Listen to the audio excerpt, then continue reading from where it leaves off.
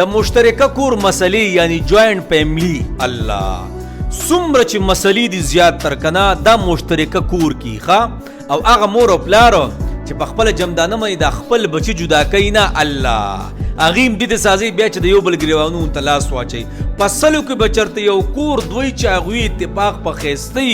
ګینې د هغې د زنانوم د یو بل نظرونه چاودي دي الله د یو صحابي چې ته جوائنٹ فیملی پاله سانه ثابتېږي نه بس چې واده به یې کو ځان له به جداو هغه رونه هغه کورنۍ عموما کامیابه ده او یو بل ورته د حد نه سوا ګراني کم چې د واده سره جدا کیږي او دومره یو بل ته بیا ګراني چې د حد نه سوا او کله چې یو ځای کنه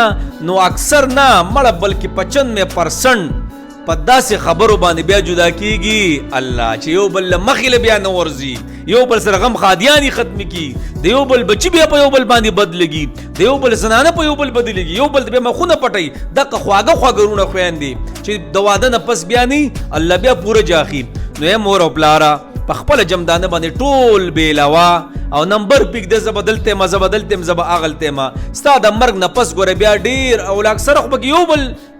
نعوذ بالله ختم کی دنیا نا یو بل ولی الله نو جوائنٹ فیملی کې نه دی مړه پدې کې پاله سره خیر نشتا او د اسلام هم ناروا دورندار نه بروره ستر کې دا ټول چې موږ یو منډي سازه کړی دا پدې کې دنیا مسلې راځي او نن سبا خو جوائنٹ فیملی د فتنو او د فسادونو ډکه ده ولې ډکه ده دا غي جواب تاسو سره شته بهتره صدا بس واده کیږي ډاري کې جدا کوا